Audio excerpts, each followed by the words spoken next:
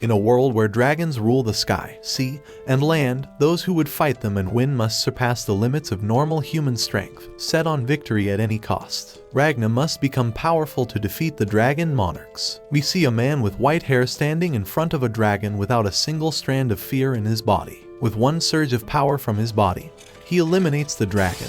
The dragon freezes up and shatters to pieces. Even with the way he easily destroyed the dragon, the man keeps yelling that he wants to get stronger. As he says this, the camera zooms into his eyes and transitions into the eyes of a young boy. The boy is wearing body armor and he is holding a sword. A dragon is standing in front of him. The only difference between the man and the boy is that the boy looks scared. The dragon knocks him into a tree and is about to eliminate him, but a young girl with a scar on her face shows up and saves the boy without stress. The girl terminates the dragon, and the dragon shatters to pieces. We get to find out that the boy's name is Ragna, while the girl's name is Leo. Ragna tells Leo to always be alert during battles. As a reward for eliminating the dragon, Ragna draws close to Leo and pets her on the head. Leo appears to enjoy the way Ragna is stroking her head as she smiles like a baby. Ragna narrates that dragons are ancient creatures with magical bloodlines. They are the natural predators of humankind. There are two ways to eliminate a dragon: either freeze their blood with Silvervine, an aura that emits from silver weapons,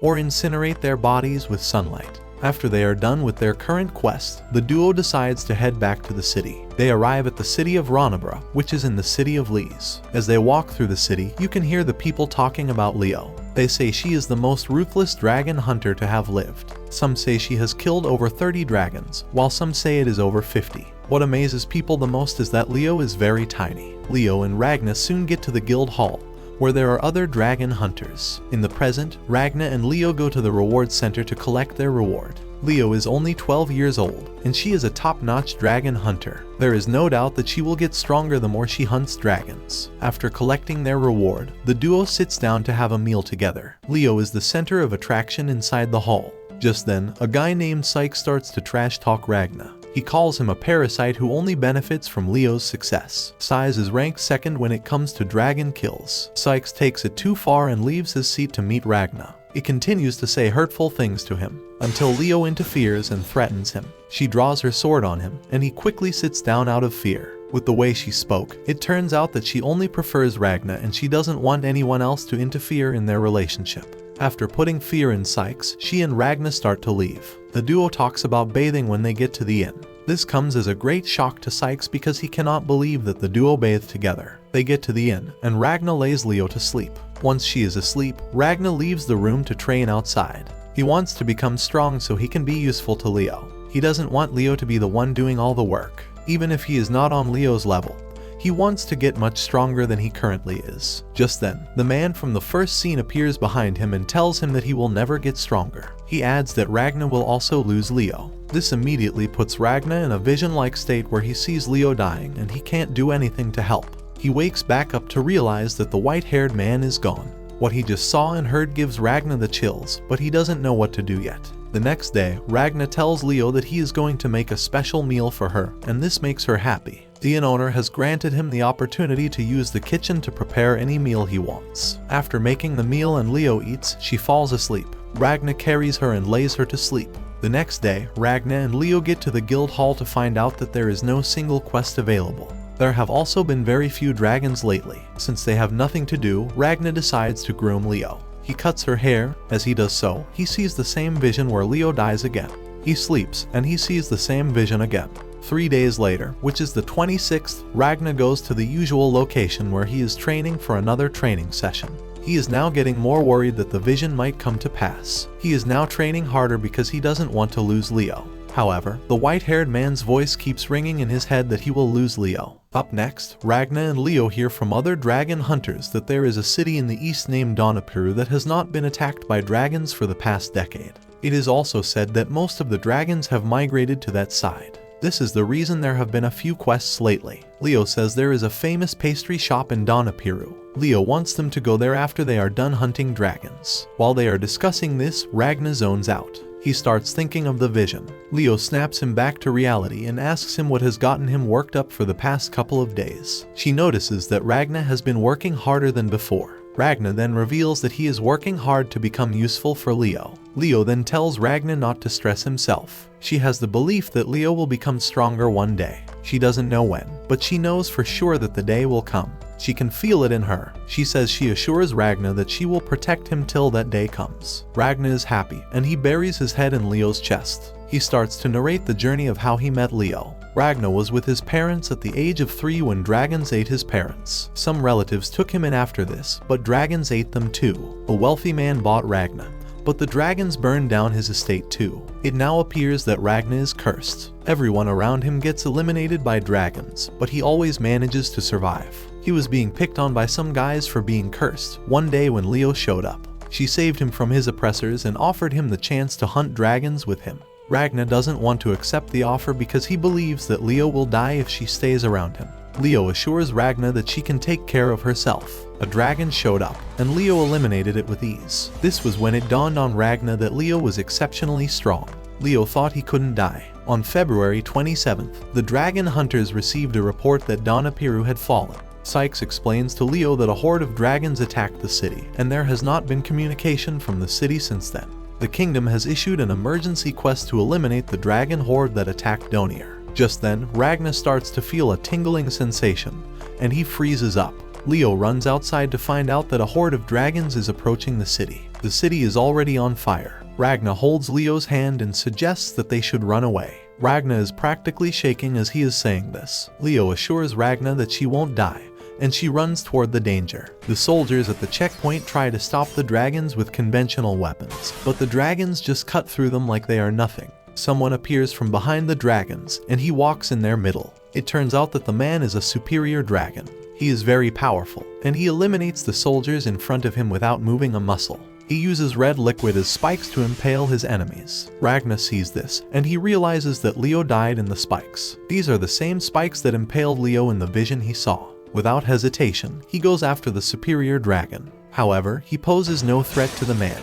The dragon releases a shockwave from his body that pushes Ragna into the river. Leo tells Sykes to rescue Ragna while she deals with the dragon. Leo approaches the dragon with anger burning through her. She says she is going to eliminate the dragon for hurting her beloved Ragna. As Ragna sinks deeper into the river, he finds himself in another dimension. He hears a voice speak to him. This is the same voice as the white-haired man.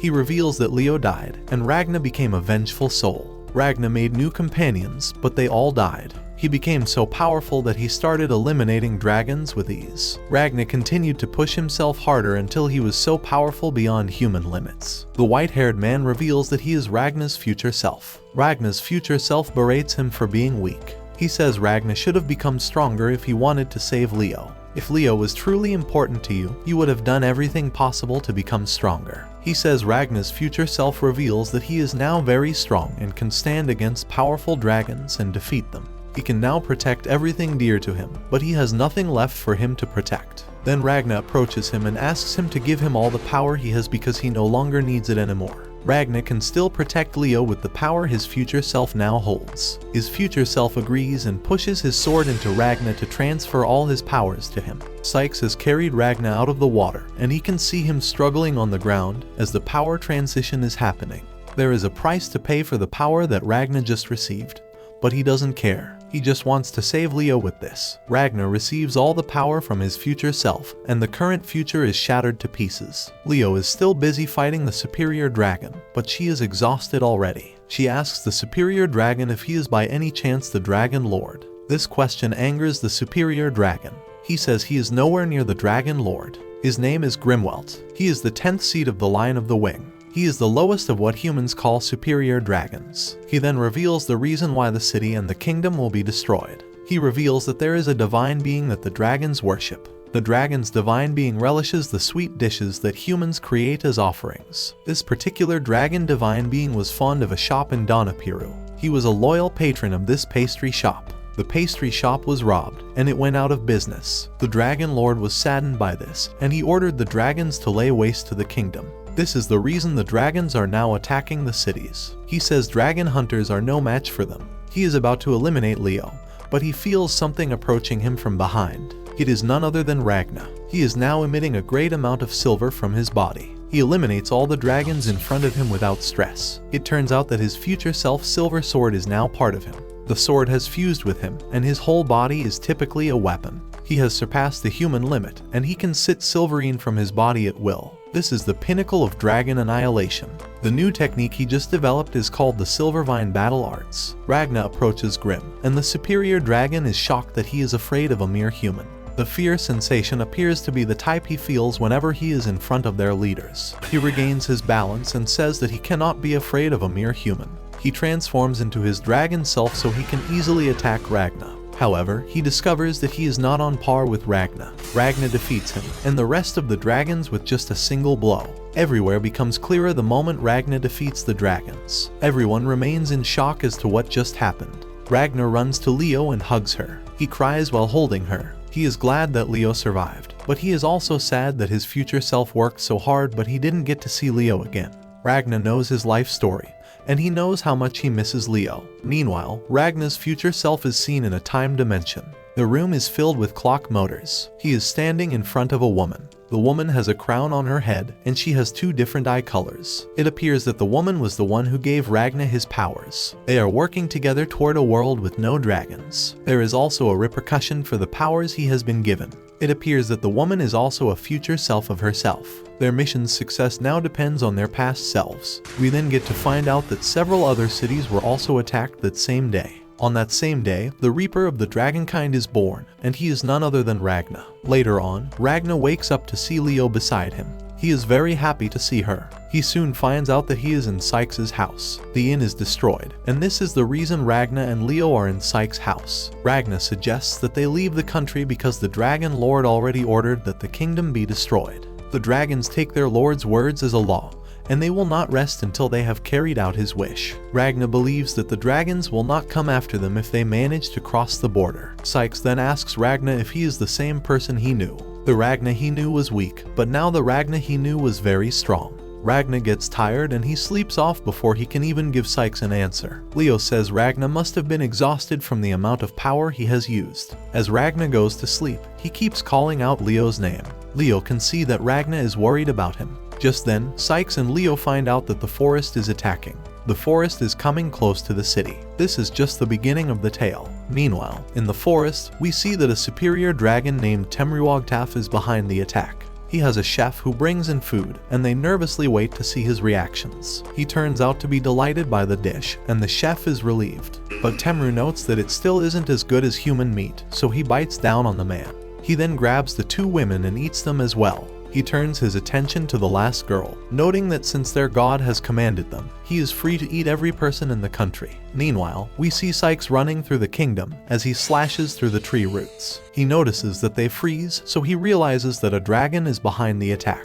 Leo also cuts down the roots, but she notes that there are just too many. She suddenly sees that Ragna was captured, so she rushes to save him. There are tree roots that are about to stab her, but Ragna suddenly awakens as he freezes all the roots in the area. He senses the presence of the dragon and instantly heads over. Leo tries to keep up with him, but he just leaves her behind. He arrives at the dragon's lair, instantly taking it out with a kick. He notes that he's cursed and he has seen the future where everyone close to him gets killed by dragons. He wonders what he can do to avoid losing everyone, and he concludes that he must wipe out all the dragons. He wonders how he can succeed when even his future self isn't able to do it. At that moment, the girl beside him wonders if he's okay, and Ragna is surprised to see her, recognizing her as Crimson. She doesn't know what he's talking about, but Ragna tells her his plan to slay all the dragons, asking her to help him. The girl tells him he has mistaken her for someone else, so she starts introducing herself. But Ragna already knows her name is Eliza,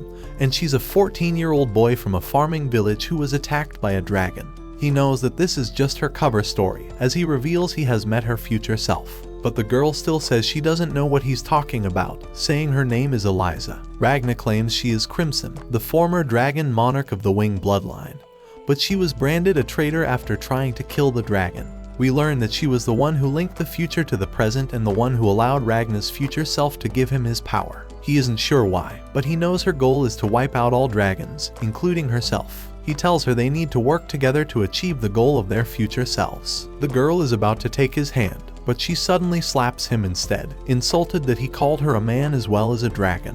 Leo catches up to them, wondering if the fight is already over, but the dragon suddenly reappears. It prepares to devour them, but Ragna throws an orb as he gets away with Leo. It turns out to be a bomb, and the dragon explodes with ice. Leo is amazed by how strong he's become, but Ragna asks her for a favor, asking her to help lead the remaining people across the border, telling her he plans to stay behind.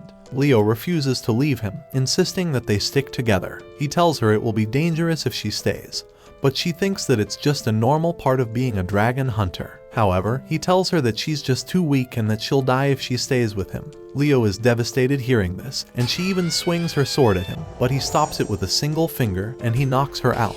When she wakes up, she finds herself being carried by Sykes, and we see they are with others who are headed to the border. In a flashback, we see Leo telling Ragna how she wants to become the strongest. She wonders what kind of dream he has, but he says he's happy as long as he can be with her. So, she can't understand why he would leave her, at least wonders if Ragna is okay. The girl wonders if she will be okay without Leo, but he says he can only be with people that he doesn't care about or people that won't die. Eliza prepares to leave, but Ragna keeps telling her to join him. She gets annoyed at him, saying that she doesn't know a Crimson, and points out that if she were a dragon, she wouldn't be able to be out in the sunlight. Ragna knows that her powers are currently sealed, but it also lets her walk in the sun. She points out how she's a girl, but Ragna knows that she has the power to freely change her age and gender. At least walks away in frustration, but Ragna catches up to her, saying he knows how to do all sorts of things like cooking and cleaning since he used to take care of Leo. He offers to take care of her if she agrees to team up with him,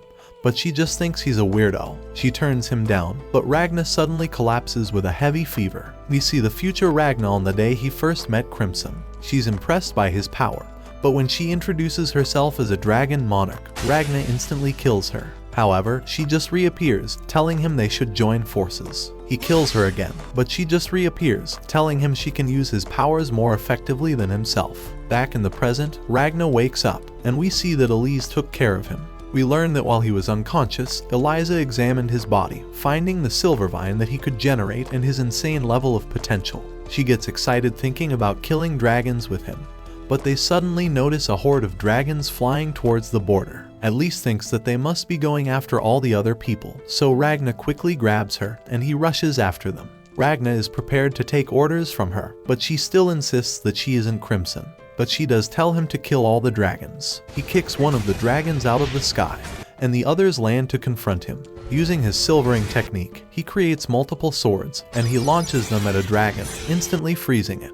Eliza catches one of the swords and examines it. She senses that it's potent enough that even a second-rate dragon hunter could use it to kill a superior dragon. She thinks about if they use these swords to equip a whole army, and she finally sees Ragna's value. She suddenly vomits up a bunch of slime, and it jumps onto the remaining dragons, and it starts absorbing their bodies. She releases her seal as she transforms and reveals that she is Crimson. Ragna is happy to see this form, but she tells him she will only work with him if he drinks her poison. She explains that it takes effect if he rebels against her, but Ragna just drinks it without any hesitation. She doesn't think he has the making of a hero, but says he shows promise as a tool. She plans to use him to defeat the 6 dragon monarchs as well as the dragon god.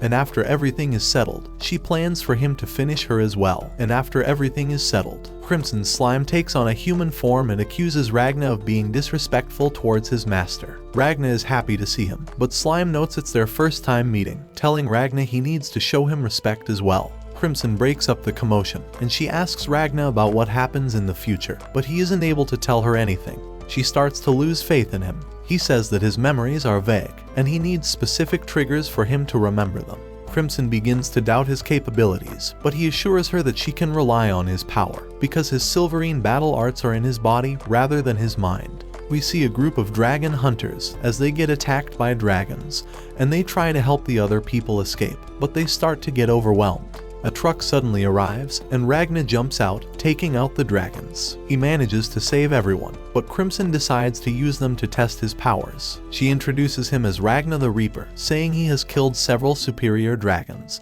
but the people have never heard of him. She introduces herself as a mage, knowing that most magic users are superior dragons. She knows magic is rare among humans, so most people have never seen it, and this makes it easier for her to trick them. She explains her powers by calling them magic, telling them slime is just a pet she summoned with magic. She starts to brainwash them, making them chant that magic is awesome. The dragon hunter, Michael, approaches Ragna and Crimson, asking for their help to slay a dragon because he thinks that they are the only ones who can take it down. He recalls a massive tornado in a city, and he saw a man at its center. Crimson thinks that the man is Tempest, a powerful dragon who cloaks himself in the wind. Ragna is about to hunt the dragon, but he is stopped by Crimson, and he collapses to the ground due to fatigue, because he has been pushing himself too hard. Crimson thinks that he might not be able to move for days, but she tells him to leave it to her, saying she will use the people. Crimson informs everyone that the Ragna is unable to move, and the survivors offer to pay them with everything they have. But she declines the offer as she intends to use them to fight. She tries agitating them, reminding them of the people they left behind, as she describes the suffering they went through and the aftermath of their deaths. The survivors give in, as they acknowledge that they are helpless, and she offers them help by lending them the Reaper Sword, saying it will grant them the power to defeat the dragons, but says she can't guarantee their survival. The men end up accepting the sword, and she admires their fighting spirit. Crimson and the dragon hunters arrive at the ruins of a city, and she manifests a magic key, using it to open a certain door that leads to a mysterious armory filled with modern weapons. Ragna produces silverine ammunition, while the men train with the guns. He assures Crimson that he's not upset with her, knowing she intends to lead them to victory. But he is upset that he can't get up yet, and that he's now called the Reaper by the survivors. He tells her that he doesn't want them to be near him, because they might end up dying. She tells him that this is why he abandoned Leo, and he acknowledges this, saying he was afraid of losing her right before his eyes. Crimson suggests he should hold her captive, offering to open a space in the armory where they can lock her up, after having her fun teasing and beating Ragna. She assures him that she'll crush Tempest. She tells him that he's not cursed, and she demonstrates a real curse by taking her own life, only for her to reappear. Slime arrives after spying on the town, and she rewards him by giving him her corpse. Slime takes on the shape of the town with the vortex in the middle, noting that women are floating with their limbs torn off. She knows that Tempest will use the woman to entertain himself, thinking it will distract him for a while, so she decides not to tell the others about this. Crimson rallies the dragon hunters, and she delivers a speech inspiring them to take on the dragons. Tempest acknowledges their arrival as we see them approaching the city. Crimson taunts him through a megaphone, causing him to become upset, so he starts chasing after them. Michael starts to lose his confidence, looking at the tornado, thinking they aren't strong enough to take it on. But he strengthens his resolve, telling his men that they can win. Tempest continues to give chase, and it's revealed that Crimson plans to expose him to the sunlight to reduce his powers. Michael opens fire, and the bullets freeze the wind. We learn that Silverine doesn't freeze the dragon's blood, but it freezes the magic within. And since the wind is controlled by magic, the bullets can freeze it. Tempest thinks that they're using silver bullets, but the bullets are just ordinary lead bullets that contain Ragna's Silverine. He is amused by their tactic and is confident with his powers, but the men open fire, and this time they're using special bullets infused by Ragna's Silverine. The difference in power shows as the tornado is shaken up, but it isn't enough to destroy it. Tempest becomes angry, and the tornado speeds up, but they continue to shoot, further angering him. So he increases his power output, but in his anger, he fails to notice the wall covered in Silverine bow arts, and he crashes into it, destroying the tornado. Slime grabs him in midair, and throws him to a Silverine spear, stabbing him through the heart. With his defenses down, he begins to burn in the sunlight. Slime begins to celebrate, but the ground lifts them off and sends them crashing, giving Tempest a chance to recover. But as he is about to remove the spear, he gets hit by the truck, and the dragon hunters continue to open fire on him. We learn that if Tempest had taken on his dragon form, he would have gained the power to summon 8 tornadoes simultaneously, and Crimson's plan would have fallen apart. But due to his arrogance, he wasn't able to predict that he could be defeated so easily, and a dragon hunter delivers the finishing blow, slicing off his head. Ragna recalls the conversation he had with Crimson from the night before, where she told him that choosing her over Leo was the right choice. He notes that Crimson probably didn't take them seriously, seeing it as a chance to experiment on him. As the men celebrate in the distance, Crimson is amused by the sight of Tempest burning in the sun. Ragna is reminded of how dangerous she is, as he remembers that he needs to hunt her down after all the dragons have been defeated. They gather the survivors, giving them everything they need to survive. As Crimson hopes that they can escape the country, they appreciate her help, but she erases their memories, making them forget about her. They thank Ragna instead, but he insists that it was a team effort, saying it wouldn't have been possible without them, and they bid each other farewell. Ragna and Crimson listen to the news, and they hear an announcement from the royal army, informing them about a large-scale dragon attack near the border, and ordering the civilians to evacuate. Ragna and Crimson know it's a trap, and that the announcer is trying to herd the citizens into the capital, so they decide to go there as well.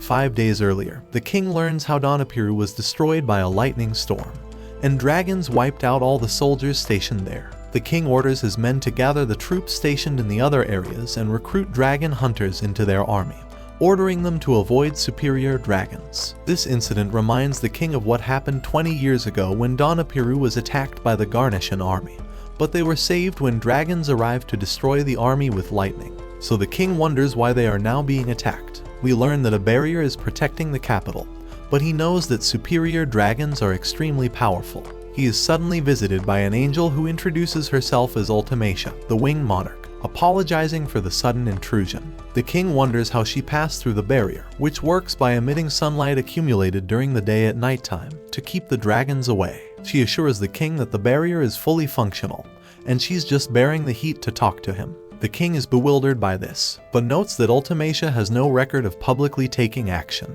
She assures him that his men are safe, and she merely stops time so they can talk in private. She apologizes to the king, and shows her subordinate's head, saying she never intended to attack Donapiru, so she punishes her subordinate for acting on his own. The king is confused, but he notices that even though time is frozen, he can still move and that there's a possibility to attack Ultimacia, but he decides against this, knowing his kingdom may be destroyed in retaliation. He accepts her apology, but she reveals that she wants the people of Donapiru to have a tranquil death, and the king is confused to hear this. She explains that God ordered the country to be destroyed, so she made preparations to accomplish this goal.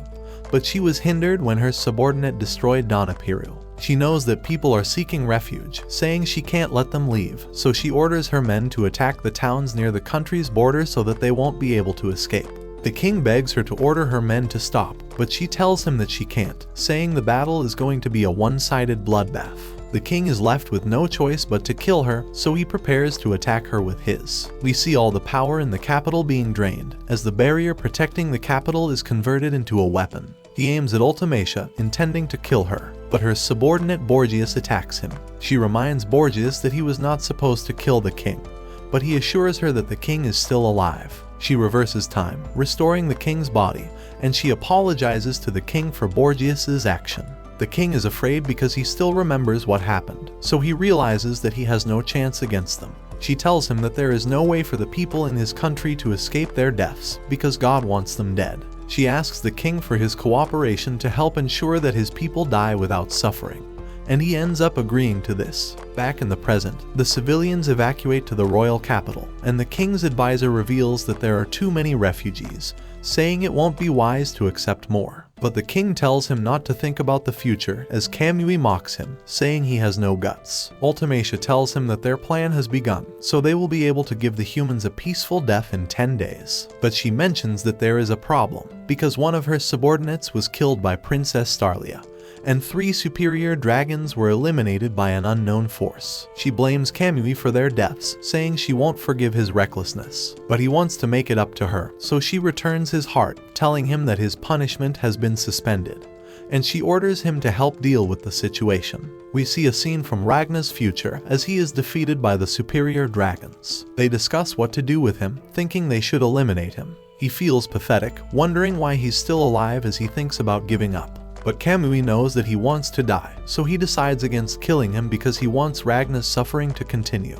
He mocks the others for wanting to give Ragna a merciful death, asking them if they have any objections. But Ultimacia strikes him down, saying she hates people who destroy the peace. She reveals that she wants to welcome Ragna into the bloodline, and she approaches him, knowing she is responsible for his country's destruction. But she thinks that his survival is the will of God, thinking he is amazing for managing to stay alive. He doesn't understand what she's saying, so her subordinate Zora explains that he is about to become a superior dragon. We learn that superior dragons were once humans, but they transformed after receiving blood from Ultimacia, so they think that Ragna should be happy because he is about to evolve into a greater being. But he blames the dragons for killing everyone, so he wants to have his revenge. Zora tells him that his hatred will disappear after he transforms, and Ultimacia summons a blood sword, telling Ragna that she will use it to stab his heart. She assures him that he won't lose himself, telling him that his perspective is about to change, as he starts screaming in agony. Back in the present, we see Ragna and Crimson riding a train, as Crimson wonders if he remembered something important. He thinks that Ultimacia is worse than Crimson, seeing her behavior as disgusting, because she is so kind. And yet she is responsible for killing everyone, so he is determined to hunt her down. Crimson notes that Ragna still can't use his full power, so he will need years of preparation to defeat Ultimacia. But she thinks that Ultimacia has already received news of their exploits, so her strongest subordinate Kamui must be on his way to investigate. She thinks that they may be able to deal with Ultimacia while he's away, seeing it as a chance to do an experiment that will decide their future. Meanwhile, Ultimacia recalls that the country no longer exists in God's mind, so she sees it as her duty to erase it from existence. She mourns her fallen comrades, thinking they have failed God, and she wants to pay tribute to them by destroying the country. Ragna and Crimson arrive at the royal capital. Crimson reveals that they are in the Commerce District, and they need to make their way to the Old District. She wants to hide her real identity, telling her companions not to call her by her name. But she notices that Ragna is sick, as he reveals that he's really bad with crowds. She tells him to get used to it, asking him if he wants to stop the hunt. But he tells her that he is willing to sacrifice everything to defeat the dragons. They reach the Old District, and Crimson says that she will start making preparations for her plan. She tells Ragna to keep a low profile, advising him not to mention the enemy's name, and to avoid talking to anyone. As she walks away, she wonders why there aren't enough people, because millions of refugees should be crowding the capital. She thinks that their numbers are already decreasing, and that people are starting to disappear in the main district. The superior dragon Nebulum mentions that the disposal for the day is finished, saying they just need to wait until nighttime. He tells Borgias that Ultimacia is inspecting the refugees' conditions in the Old District, and Borgias becomes upset, reminding him that they must look after her. Meanwhile, we see Lieutenant General Rowan, as he enjoys his time with the ladies. Crimson approaches him, and he recognizes her as his master, but she hits him, reminding him that she ordered him to gather intel, while disguised as a high-ranking official.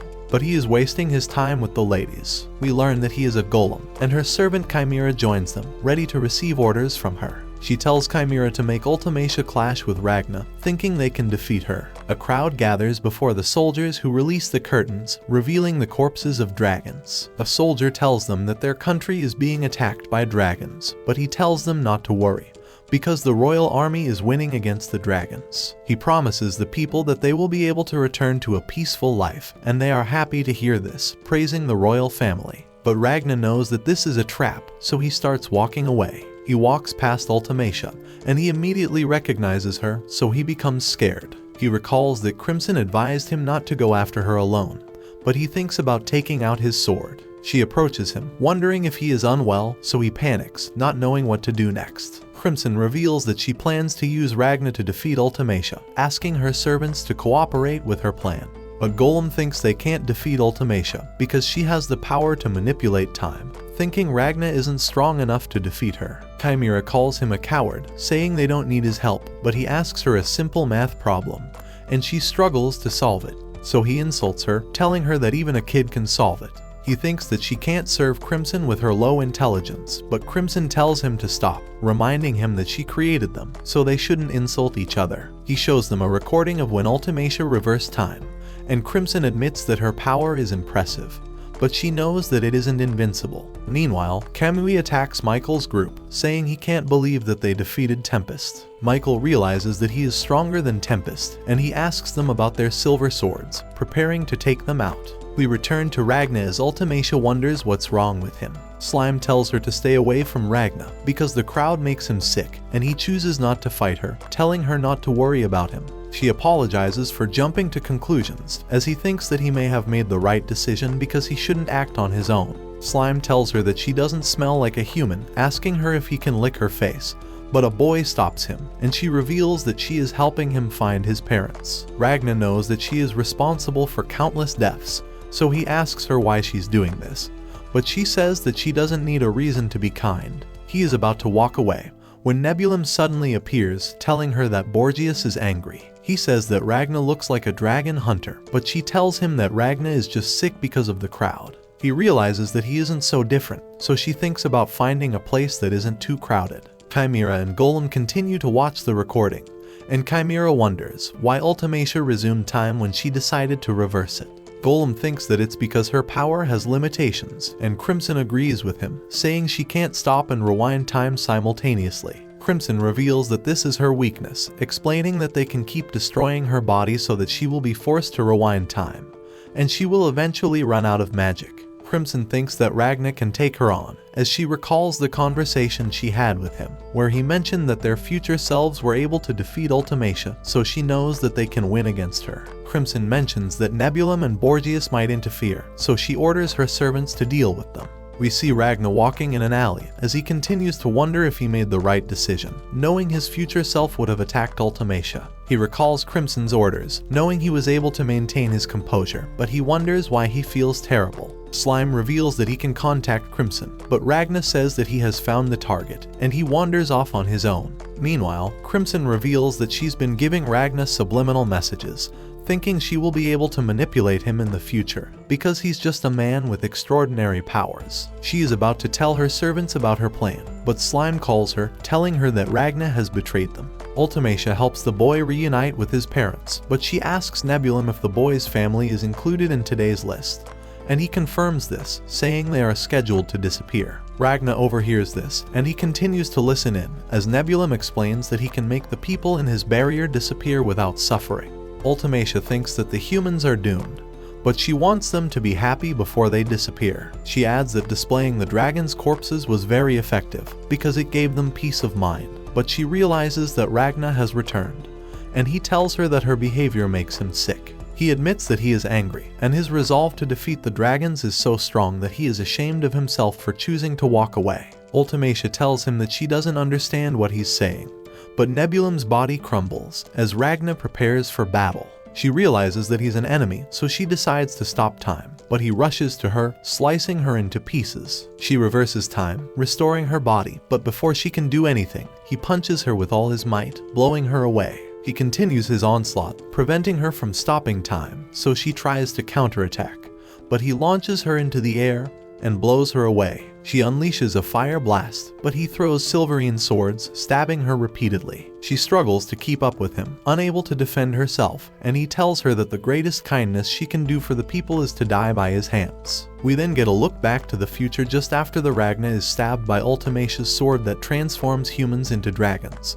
His body feels like it is burning from the inside, and he can only think about how everything he cared about is gone. Ragna thinks about Leo for a moment and finds the strength to make a move for his sword. Tempest tries to attack Ragna, but Kamui stops him, and we see that Ragna just used his sword to end himself. Everyone is shocked, as Ragna states that his life has been meaningless, but in the end, he won't let them have their way. Ragna is dead, but the dragons can't understand why he doesn't want to accept Ultimacia's salvation. Ultimacia determines that she was simply wrong, and Ragna was not meant to join their bloodline. Tempest wants to know why Kamui stopped him from attacking Ragna, but this shady guy just says that he wanted to enjoy the show. Ultimacia tells Tempest to take everyone back using his wind, and everyone just acts like they didn't just eliminate an entire nation, by pointing out how cute it is that Tempest gets shy when talking to Ultimacia. Ultimacia shows her crazy side once again, as she points out that they have brought the world one step closer to being what their god wants it to be.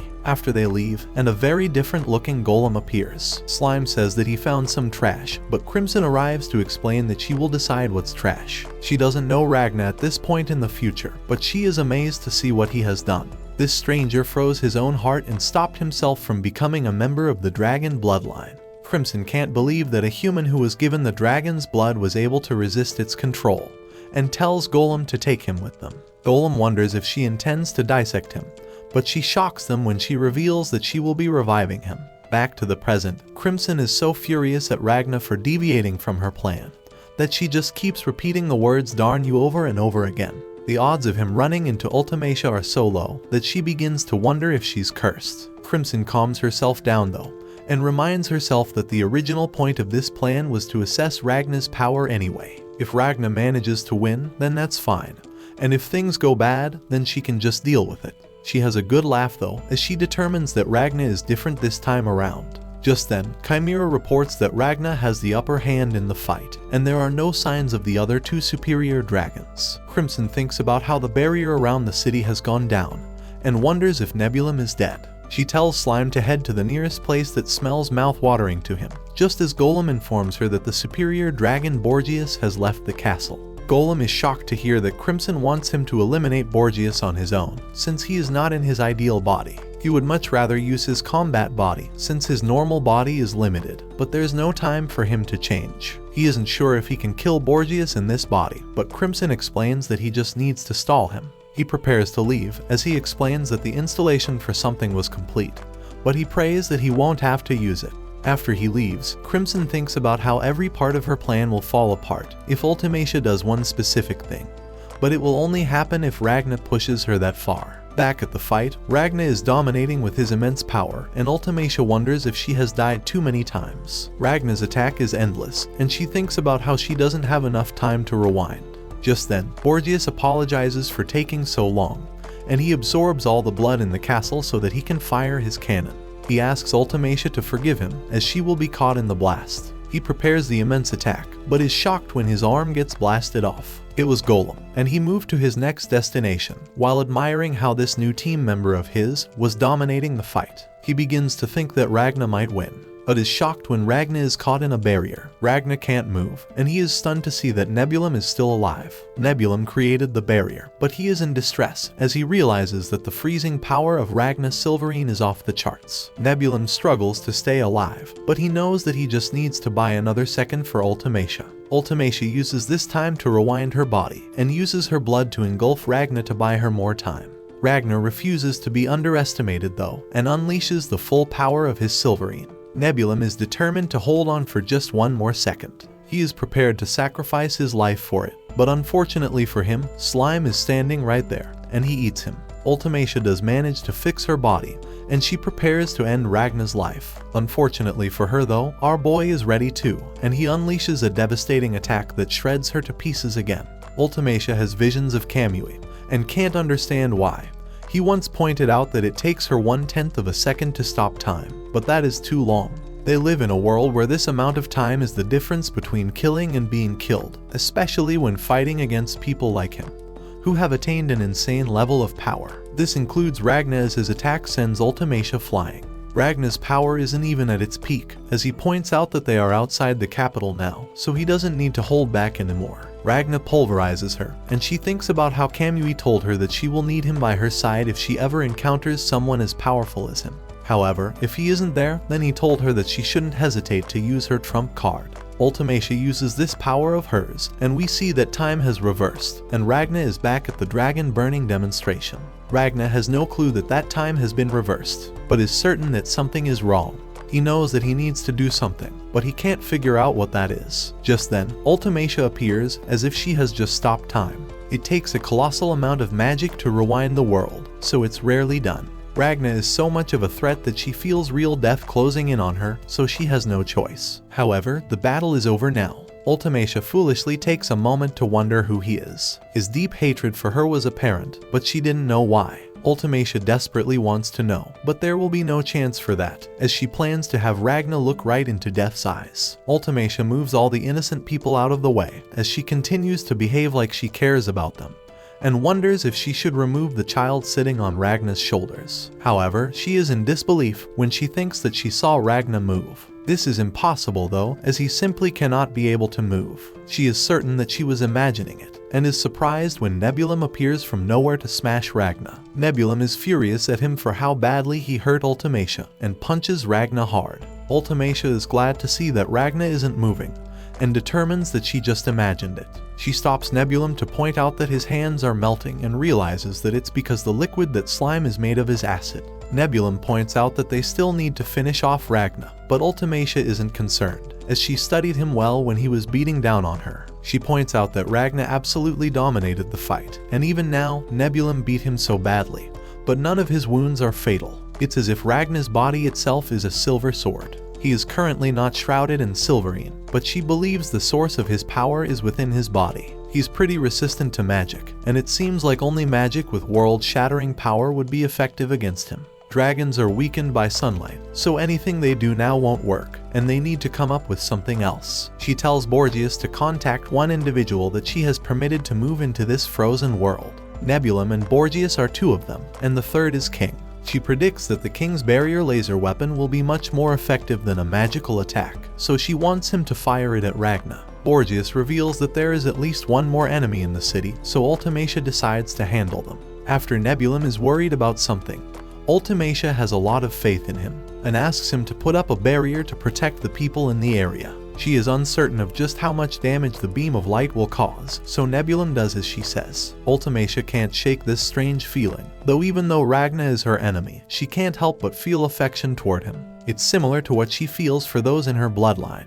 She is ashamed to feel this way, but it will certainly go away when he is eliminated. She wishes that he will have a peaceful death and bids him farewell. Just then, Ragna starts having visions of when his future self is being turned into a superior dragon. Ultimacia is shocked as Ragna's body begins to float, and he begins to speak. He refuses to let her live any longer, and Ultimacia is in utter disbelief as he begins moving. She can follow his movements now, as he is much slower than before, but she still can't believe he's able to move at all. Ultimacia screams at him since he's not supposed to be able to move without her permission, and Nebulum instantly uses his enhanced protective barrier. This is the greatest possible barrier he could ever imagine, and he vows to never let Ultimacia get hurt again. Unfortunately for him, our boy is unstoppable. Ragna quickly breaks through the barrier and asks Ultimacia if she is afraid of him. He points out that she is responsible for countless deaths, so she has no right to fear her own. He slashes her to pieces, but she rewinds herself. Ragna isn't going to just stop though, so she frantically tries to think of what to do. Rewinding time before didn't get her anywhere, and stopping time doesn't stop Ragna fully. She begins to realize that it won't be long before she dies without being able to return, so she panics. Ragna prepares to strike her down, and she screams out for Kamui to save her. Shockingly, Ragna stops attacking, and blood begins dripping from his body. Ragna is in a great deal of pain as everything turns red and he can't breathe. He knows that this wasn't because he took too much damage and realizes that these are the of using too much of his future power. Ragna can no longer move his body, so he collapses. Borgias reminds Nebula that they have to protect Ultimacia, so he immediately gets her as far away from Ragna as possible. Borgias fires the King's beam directly at Ragna, causing insane damage. Borgias wonders if they took out Ragna, but Nebulum informs him that they haven't. Even worse, new enemies have appeared. Borgias fears that there might be even more enemies, so he tells Ultimacia to stop time, but she is too terrified to even respond. These enemies they speak of are Crimson and her subordinates. Crimson is furious that Ragna disobeyed her orders, and she wonders what she should do to the superior dragons. She notes that Ultimacia was confident in her powers, thinking she could defeat anyone, but Ragna proved her wrong, so she starts to question her capabilities. She tries to stop time, but Crimson activates a switch that detonates the explosives she planted throughout the city, killing thousands of people. Ultimacia witnesses the destruction, and she realizes that everyone is suffering, causing her to fall into despair because she wants everyone to die a peaceful death. Crimson tells her that there's only one way to save them, so she thinks about winding time, but Nebulum stops her, telling her that she will run out of magical power. Crimson realizes that her plan failed, and she decides to retreat. She meets Golem, who tells her that he has prepared a door for her, but she hits him, blaming him for their failure because he didn't plan enough explosives. She reprimands him, telling him that their plan would have succeeded if he did his part. But we learn that he planted more explosives, and he simply stopped them from exploding because he wanted to test her, revealing that he was worried that Ragna had changed her. But he notes that she's still devious, so he concludes that he was wrong about her. She unlocks the door, but she tells him to stay in the city and monitor the area in his base form. He isn't happy to hear this, thinking he's being punished, but she tells him that she doesn't need him, knowing he is testing her. She enters her secret chamber as Nebulum feels useless, knowing he wasn't able to protect Ultimacia. He recalls how Borg told him about a dragon's maturity, which is the time that a superior dragon fully adapts to Ultimacia's blood. We learn that unlike the other members of their bloodline, Nebulum still hasn't reached maturity, but Borgias tells him that he has the potential to become the strongest among them. However, he is starting to doubt himself because he can't protect Ultimacia. He is determined to become stronger, and at that moment, a mysterious energy surrounds him. As he reaches maturity, he tries to look for Ragna and Crimson senses his powers, but she thinks that he can't find her in the chamber because she crafted it with her magic, thinking he isn't as powerful as her. She prepares to leave the country, saying she will begin preparations for the next few years. But we see a flashback where Ragna and Leo are hunting a dragon. Leo knows that it's been injured, so she decides to chase after it. Ragna is worried that they could be ambushed by a horde of dragons, but Leo tells him that the dragon could grow stronger if they allow it to escape. She thinks that it could end up killing more people, so she advises him to hunt his targets whenever the opportunity presents itself. Back in the present, Ragnar regains consciousness, saying he won't leave until he kills Ultimacia. He knows that they're in a teleportation room, so he tells Crimson that he wants to go back. But she tells him that it's over and he was able to put up a good fight, telling him that he needs to rest. But he becomes upset, reminding her that Ultimacia is still alive, so he isn't happy with the result. He decides to use his Silverine battle arts, but Chimera restrains him, and Crimson becomes angry, explaining that he could damage her chamber. She sees a crack in the wall, and at that moment, Nebulum finds her through the crack, so she prepares to destroy her chamber. She tries to leave, but she realizes that the door won't open, knowing it's because of Nebulum. So she orders Golem to shoot him, hitting his head, but Borgias throws a fireball at Golem, leaving a crater on the ground. Ragna unleashes his powers, allowing him to break free, and he ends up destroying the chamber. We cut to Princess Starlia as Major Isak calls out to her, telling her that their teleportation circle was able to draw someone in. But he's not sure if they caught a dragon, so he wants her to see the person. We see that Crimson has been captured, revealing that she and Ragna were expelled from her chamber, but they ended up in an unexpected location, where they saw soldiers waiting for them. She appears before Starlia, who tells her that she's been captured by the royal army. The mage Fu reveals that he drew a magic circle, but Ragna and Crimson suddenly appeared, saying he doesn't know how it happened. Starlia inquires about Ragna, so Isak tells her that he's in no condition to talk, but they checked his blood sample, and they were able to confirm that he's human. He reveals that Crimson agreed to answer questions in exchange for Ragna's medical treatment. We learn that Starlia was born without arms, but her eyes can sense aura, and she has the power to move objects. She is known as a prodigy because she started killing dragons at the age of 6 and defeated an entire horde at the age of 8. She was able to craft silver equipment at the age of 10, and she has just turned 16. But she is now the commander of a special unit that is equipped with the gear she created. Crimson notes that it's hard to deceive her because her eyes can see changes in aura, allowing her to determine if someone is lying. She starts questioning Crimson and inquiring about her identity, as she notes that Starlia's unit was planning to use the circle to teleport away because they are being pursued by superior dragons. She thinks that she might be able to work with them because they have a common enemy, but she is worried about Starlia's eyes, thinking she may not be able to deceive her. She blames Ragna for the situation, but Starlia wonders why she isn't responding, and she realizes that Starlia wasn't able to sense that she was annoyed, so she thinks that she might be able to deceive her. She shows her dragon eye as she introduces herself as a mage from the capital. We see a scene from 7 years ago where Starlia approaches a general in the military headquarters, telling him that she's there to purge him. She stabs him to death, and everyone thinks that she has gone mad. However, after further investigation, it is revealed that he was planning to overthrow the government, and she was able to discover his intention by simply looking at him. We return to the present, as Crimson notes that mages are sometimes born with strange physical features, so she thinks her dragon eye will make her story more convincing.